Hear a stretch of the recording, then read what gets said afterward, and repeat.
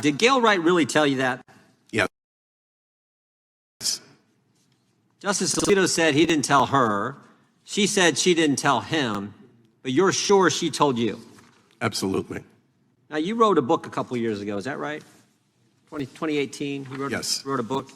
Yes. I want to read a section from that book.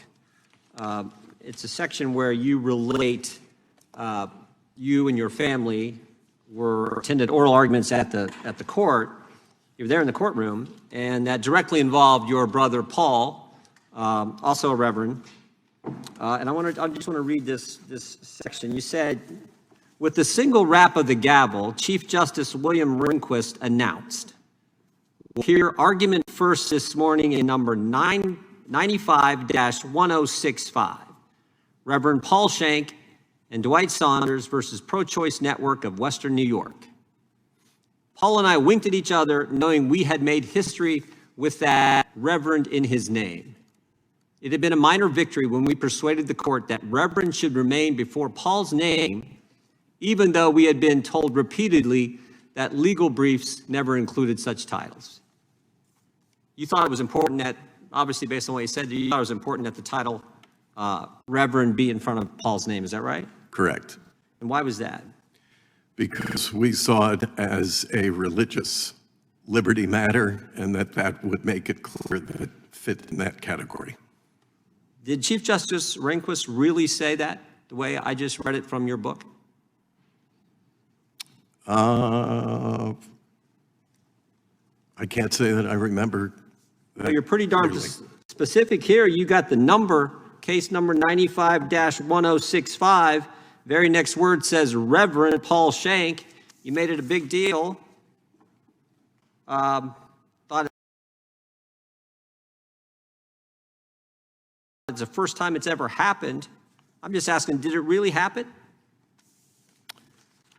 I wish I could tell. I would have to go back and review that. So it may not have?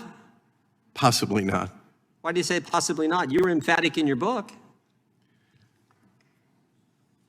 I would have to go back. We did go back. We did go back, and I got the transcript right here. Proceedings, 10:05 a.m., Chief Justice Rehnquist.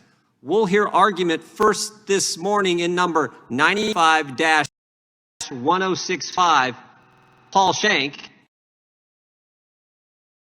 and Dwight Saunders versus Pro-Choice Network of Western New York.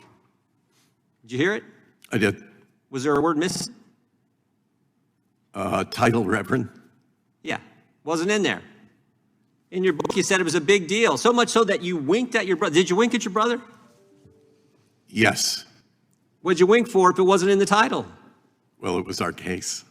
But that's not, you said you winked because they included Reverend in the title, and the transcript says Mr. Rehnquist didn't.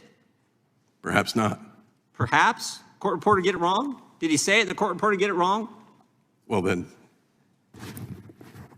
Well, we got the audio too. I'm going to play that for everyone to hear.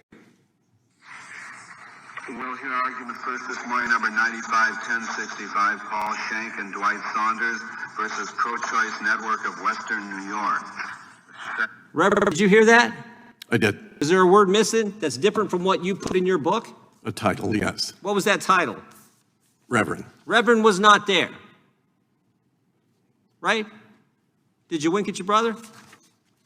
I think I did. In fact, I think I actually Oh, wow. hooked him. So now you got more details. You got the key detail wrong, what you're writing about in your book, but now you remember an additional detail. You not only winked, you elbowed your brother. Even though the reason for the wink in your writing was the fact that Reverend was using the title, something that had never been done, but it wasn't used. But we're supposed to believe you today. We're supposed to take your word over Justice Alito's word. We're supposed to take your word over a lady who gave you dollars donated to your cause, Miss Gail Wright. You're disparaging her name, Justice Alito's name, and the court. And you have this, which obviously didn't happen. We got the transcript, we got the audio, but you made it a big deal in your book. One thing I've learned, people who mislead folks on small things, mislead them on big things. And you know what?